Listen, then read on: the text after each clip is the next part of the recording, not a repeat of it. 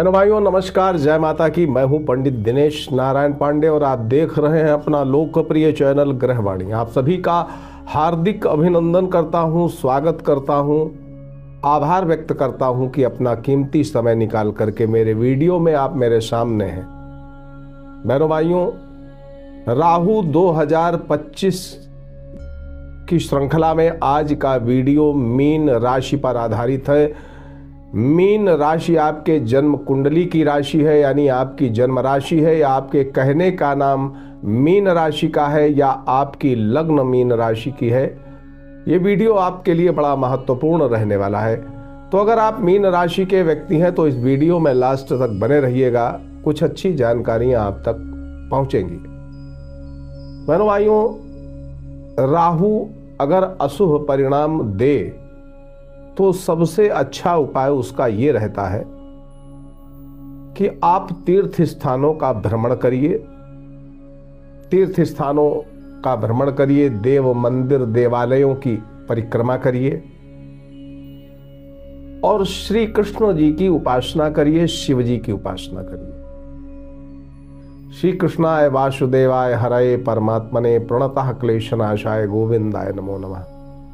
ये मंत्र इतना सिद्ध मंत्र है कि इस मंत्र का जाप अगर कोई भी व्यक्ति करे तो जीवन में कभी भी उसके नकारात्मकता नहीं आ सकती, निगेटिविटी नहीं आ सकती है। चाहे वो किसी भी तरह की निगेटिविटी हो, आपके जीवन से दूर हो जाएगी। घर की कलह अशांति भी दूर हो जाएगी। राहु क्या है? सर्प है, एक विष है, एक ब्रह्म है, एक अनकन्वेंशनल इसका नेचर है। राहु से जब परेशान होता है व्यक्ति तो कई दफे बहुत भ्रमित हो जाता है। अशांति का वातावरण उसके चारों ओर बन जाता है।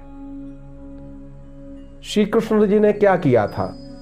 ये जो सर्प था ना, कालिया नाग, जिसने एक भय का वातावरण व्याप्त कर दिया था वृंदावन, तो वहां पर क्या हुआ कि श्री कृष्ण भगवान ने कालिया नाग के ऊपर नृत्य किया और उसका दंभ दूर किया। ये जो कालिया नाग है ना, यही राहु है। अब शिव जी क्या करते हैं? जब समुद्र मंथन हुआ तो समुद्र मंथन से जो विष निकला, हलाहल विष, सारी सृष्टि भयंकर रूप से त्रासित होने लगी। तो भगवान शिव ने सबके कल्याण के लिए उस गरल का पान कर लिया, उस जहर को पी लिया। सर्प उनके चारे पूरे शरीर में भ्रमण करते हैं, पूरे शरीर में उनके श्रृंगार का मुख्य माध्यम ही सर्प है, और सर्प है राहु।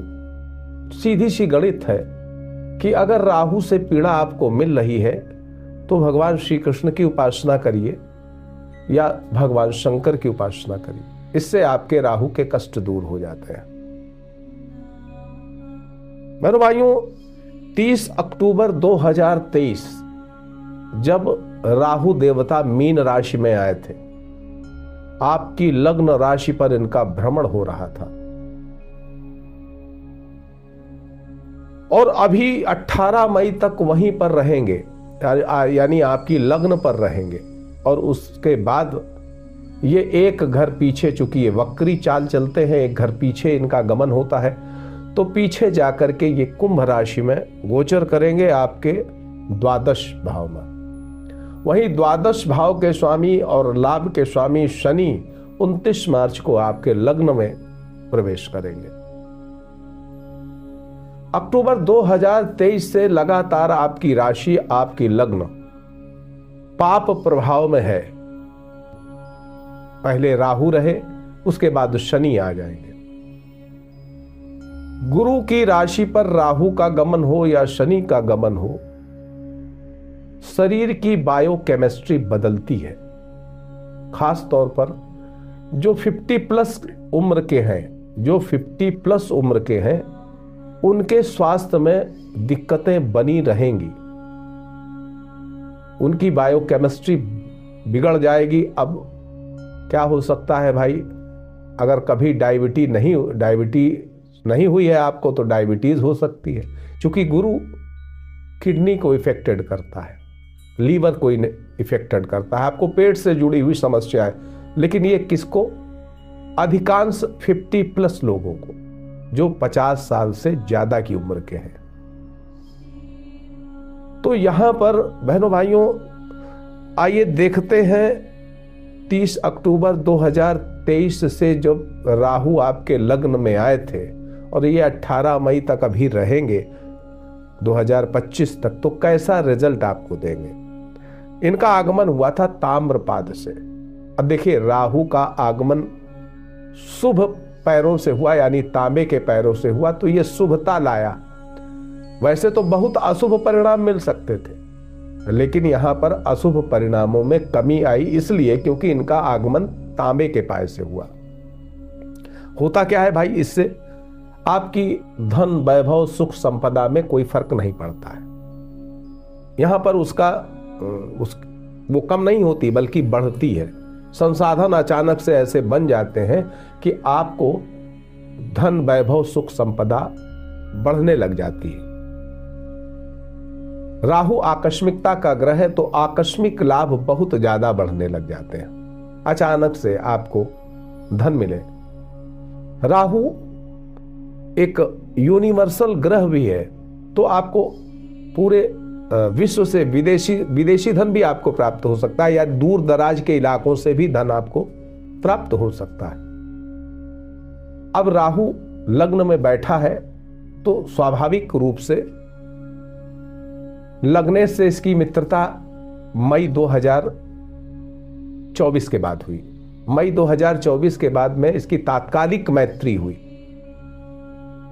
गुरु से, लगने से आपके। तो क्या हुआ, अब देखिए गुरु बैठे हैं तीसरे घर में। तीसरा घर कौन है? ये यूनिवर्सल है, सोशल कनेक्टिविटी का भाव है, विश्व स्तरीय भाव है ये। अब यहां पर लग्न पर बैठा राहु, तृतीय भाव पे बैठे गुरु, यानी ये यूनिवर्सल सपोर्ट की स्थिति बनाता है। अब आप सोशल मीडिया ऑनलाइन बिजनेस में हैं तो आपको बेहतर रिजल्ट मिले होंगे, और अभी मिलने हैं अभी 18 मई तक। आपके फॉलोअर्स बढ़ सकते हैं अगर सोशल मीडिया क्षेत्र में एक्टिव है तो। ऑनलाइन बिजनेस करते हैं तो विदेशी मुद्रा की प्राप्ति, विदेशी धन की प्राप्ति हो सकती है।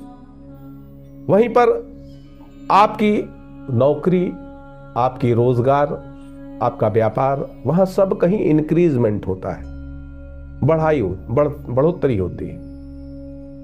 अब बहनों भाइयों,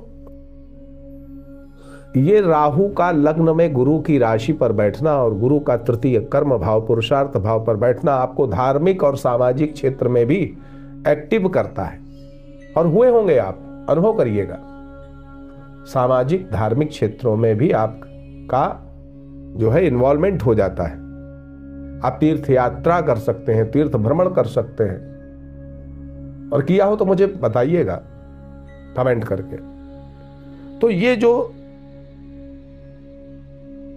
राहु का गोचर है, हाँ ये राहु चूंकि निगेटिव ग्रह है, राहु नकारात्मक ग्रह है, लेकिन गुरु की राशि पर बैठ करके देखिए धर्म के कार्य से तो जोड़ेगा, क्योंकि तृतीय जो आपका लग्नेश तृतीय भाव में गुरु से राहु से तात्कालिक मैत्री बना करके बैठा है। लेकिन क्या है कि आपकी दिनचर्या अव्यवस्थित हो सकती है, आपके जो दिन का शेड्यूल है वो डिस्टर्ब रहता है ना। मन में एक ऐसी शांति आती है जो आपको भविष्य चिंता से मुक्त करती है। लेकिन राहु से द्वादश भाव में शनि आपको व्यर्थ की आशंकाएं दे सकता है, व्यर्थ की आशंका। आपका मोह बढ़ सकता है, आपका पारिवारिक मोह बढ़ सकता है। आप घर के हर व्यक्ति के लिए माया मोह से ग्रसित होकर के उसकी चिंता करने लगते हैं। व्यर्थ की चिंताएं आपकी बढ़ जाती हैं, आशंकाएं बढ़ जाती हैं। अनुभव हुआ हो तो कृपया बताइएगा कमेंट करके। तो बहनों भाइयों,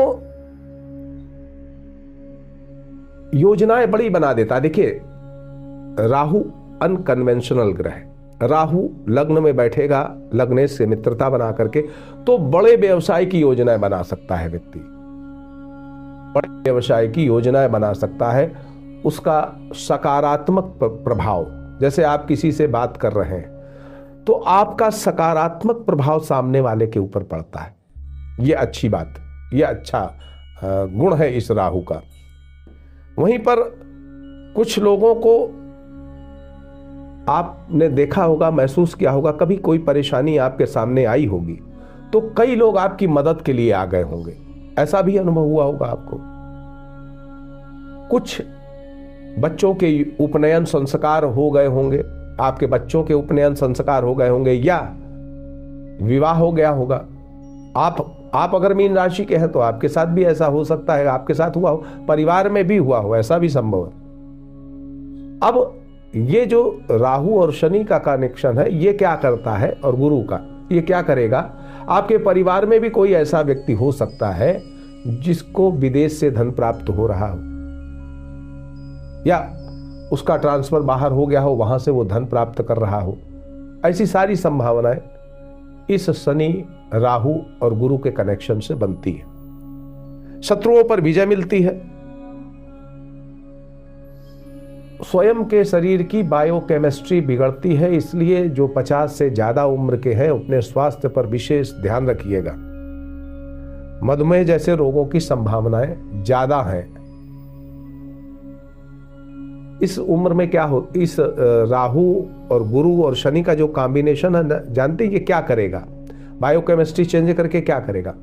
जैसे आप मान लीजिए कि आप 40 साल के हैं तो ये आपको ऐसा कर देगा कि आप 45 साल के दिखने लगेंगे, है ना। तो इस तरीके की बायोकेमिस्ट्री चेंज करता है। अनुभव हुआ हो तो कृपया शेयर करिएगा। मेरे भाइयों, 1 जनवरी 2025 से 18 मई तक का एक बेहतर समय है आपके लिए। 1 जनवरी 2025 से 18 मई 2025 तक का एक बेहतर समय है, बेहतर कालखंड है अगर आप मीन राशि के व्यक्ति हैं, मीन लग्न के व्यक्ति हैं। क्या होगा भाई इसमें, आपका पराक्रम बढ़ेगा, राजा तुल्य ऐश्वर्य प्राप्त करेंगे। ये एक विशेष राजयोग का लाभ आपको मिलेगा 18 मई 2025 तक। वहीं शनि के साथ तारतम्य समय समय पर नकारात्मक चिंतन, आशंकाएं भी देगा। गुप्त शत्रुओं पर विजय मिलेगी, लेकिन 14 मार्च से लेकर के, अब ये तारीख नोट करिए, 14 मार्च से लेकर के 13 अप्रैल गुप्त शत्रुओं से मानसिक चिंता आपकी बढ़ जाएगी। यानी आपके जो गुप्त शत्रु हैं वो 14 मार्च से लेकर के 13 अप्रैल के बीच में एक्टिव होकर के आपको मानसिक चिंताएं दे सकते हैं। यद्यपि गुप्त शत्रुओं पर आपकी विजय होगी, लेकिन 14 मार्च से लेकर के 13 अप्रैल, ये 1 महीने का समय, इसमें आपके गुप्त शत्रु आपकी मानसिक चिंताएं बढ़ा सकते हैं। 27 फरवरी से 7 मई के बीच की जो अवधि है, ये 27 फरवरी से और 7 मई के बीच की जो अवधि है, यहां पर आपके दिमाग में, आपकी सोच में बहुत बड़ा परिवर्तन हो सकता है। बहुत क्रांतिकारी परिवर्तन की संभावना है सोच में। विध्वंसक और क्रांतिकारी सोच आपकी हो सकती है 27 फरवरी से लेकर के 7 मई के बीच में। यहां पर ये जो सोच होगी आपको बहुत ऊंचा उठाने के लिए, आप एकदम से सोचेंगे। ये सोच, अगर आपका जन्म कुंडली में राहु अच्छा है तो आपको सकारात्मक दिशा में ले जाएगी, और राहु आपकी जन्म कुंडली में अच्छा नहीं है तो ये नकारात्मक दिशा की ओर ले जाएगी। 29 मार्च से 18 मई तक का जो समय है, 29 मार्च से लेकर के 18 मई, जब लग्न में आपके पंचग्रही योग बनेगा। इस अवधि में आप बेहद नकारात्मक चिंतन से प्रभावित हो सकते हैं। काफी आपको मानसिक चिंतन आपको बीमार भी कर सकता है। तो ये जो समय है 29 मार्च से 18 मई, श्री कृष्णाय वासुदेवाय हरये परमात्मने प्रणतः क्लेशनाशाय गोविंदाय नमो नमः, इस मंत्र का जप करिएगा, अच्छे परिणाम मिलेंगे। बहनों भाइयों, गुरु राहु का तात्कालिक मैत्री संबंध आपके कुल देवी देवताओं और पितरों की कृपा दिलाता चला आ रहा है। मई 2024 से जो गुरु राहु का कनेक्शन है, ये आपके कुल देवी, कुल देवता और पितरों की कृपा आपको दिला रहा है। जीवन साथी से सामंजस्य अच्छा रहेगा, व्यापार में वृद्धि होगी, सोशल मीडिया क्षेत्र में एक्टिव लोगों के फॉलोअर्स बढ़ेंगे, पहले बता चुका हूं। भाग्य पक्ष का अच्छा सपोर्ट मिलेगा, धर्म क्षेत्र का भी अच्छा सपोर्ट मिलेगा, संतानों की आत्मनिर्भरता बढ़ेगी, धनार्जन श्रेष्ठ होगा, विदेशी धन प्राप्त होगा, संभावनाएं बहुत मजबूत होने वाली हैं 18 मई तक आपके प्रगति की। अब 18 मई से वर्षांत तक अगर देखें, जब राहु आपके द्वादश भाव में गोचर करेंगे और जो द्वादशेश है वो आपके लग्न पर गोचर करेंगे, यहां स्थिति बहुत विचित्र रहने वाली है। द्वादश भाव का स्वामी लग्न में बैठ रहा है, लग्नेश चतुर्थ में चला जाएगा और लग्न पर शनि देवता रहेंगे। शनि और गुरु का केंद्रीय योग रहेगा। क्या होगा बहनों भाइयों, ये योग अगर देखा जाए तो विश्व स्तर पर तो अच्छे परिणाम नहीं देने वाला है, विश्व स्तर पर अच्छे परिणाम नहीं दे सकता है। लेकिन आपके लिए अगर हम देखें तो इस बार राहु का आगमन स्वर्ण पाद से हो रहा है, सोने के पैरों से। मतलब ये है कि नौकरी, व्यापार, कैरियर के लिए तो राहु शुभप्रद है। नौकरी, व्यापार, कैरियर के लिए शुभप्रद इसलिए है क्योंकि दसम भाव से तृतीय भाव में जा रहा है राहु। तो नौकरी, व्यापार में अचानक से आपको सकारात्मक परिणाम दे सकता है, आपकी वृद्धि करा सकता है, व्यापार वृद्धि, नौकरी में प्रमोशन आदि, या नौकरी में स्थानांतरण भी होगा, ऐसा भी संभावना हो सकती है। या आपका स्थानांतरण गलत जगह पे हो गया हो तो उसको वापस भी ला सकता है राहु। तो यहां पर जो राहु है ये कैरियर, नौकरी, व्यापार के लिए तो अच्छा है, आपकी आर्थिक व्यवस्थाओं के लिए भी अच्छा है, लेकिन पारिवारिक माहौल थोड़ा अशांत रह सकता है, असंतुलित रह सकता है, कारण उसके कोई भी बन जाए। आपकी शारीरिक, बौद्धिक, मानसिक कष्ट आपके बढ़ सकते हैं, क्योंकि यहां पर लग्न पर पाप ग्रह, द्वादश में पाप ग्रह और शनि से केंद्रीय योग गुरु का, लग्नेश का, यानी मन में दिक्कत हो सकती है, मन में कष्ट बढ़ सकते हैं, बौद्धिक कष्ट बढ़ सकते हैं, कुछ शारीरिक कष्ट भी बढ़ सकते हैं। लेकिन हमेशा ऐसा ही रहेगा, क्योंकि ये राहु जो है ये 5 दिसंबर 2026 तक रहने वाले हैं। तो क्या हमेशा ऐसा रहेगा? नहीं, ऐसा बिल्कुल नहीं रहेगा, हमेशा ऐसा नहीं रहेगा, लेकिन कभी कभी ऐसी स्थितियां बनेंगी। अनावश्यक खर्चे आपके बढ़ सकते हैं, कर्ज लेना भारी पड़ सकता है तब जब आप अपने शौक मौज के कार्यों पर कर्ज लेते हैं।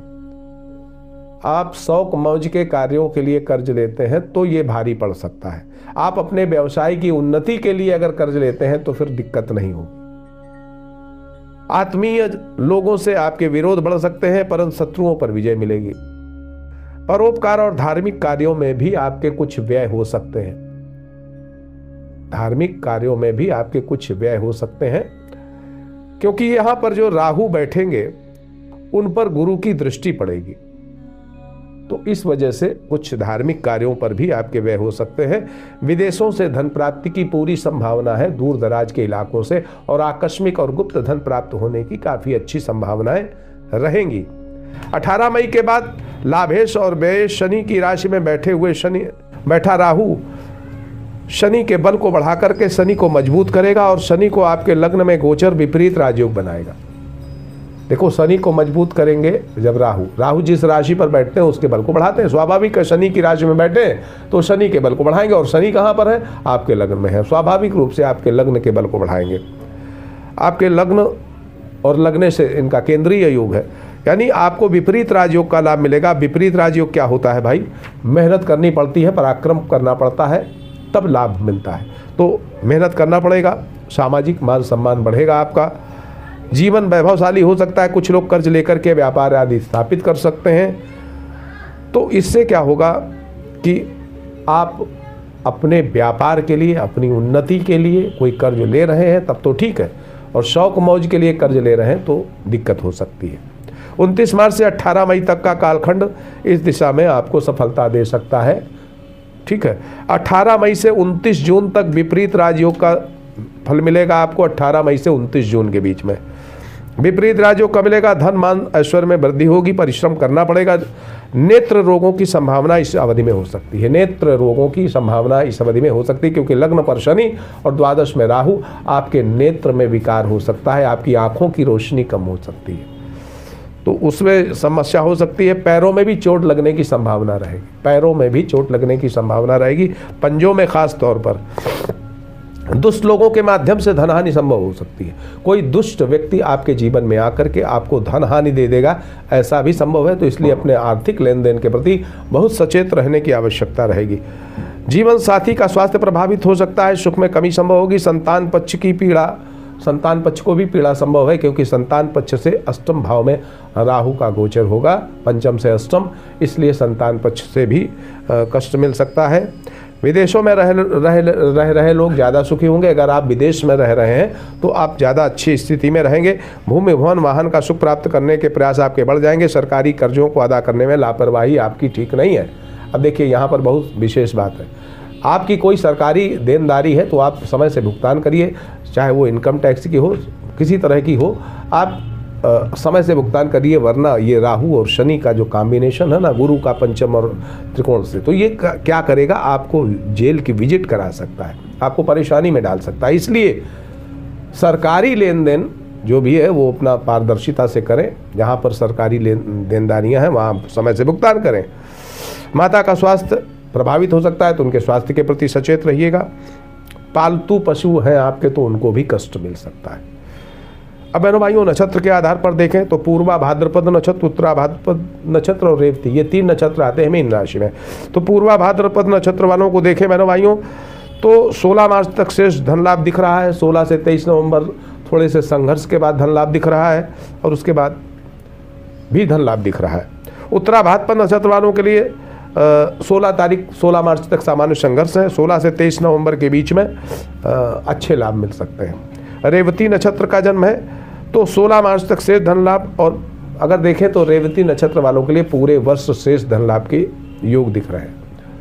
बहनों भाइयों, मीन राशि वालों के लिए जो 18 मई तक का समय है सर्वश्रेष्ठ समय है, और उसके बाद थोड़ा सा संघर्ष के साथ आपका समय बीतेगा। तो पहले से सतर्क रहिएगा, सावधान रहिएगा, मजबूती से अपने लक्ष्य को पकड़े रहिएगा। सुखी रहें, समृद्ध रहें। इसी मंगलमयी कामना के साथ मैं पंडित दिनेश नारायण पांडे आपसे विदा लेता हूँ। प्रेम से बोलिए जय माता की।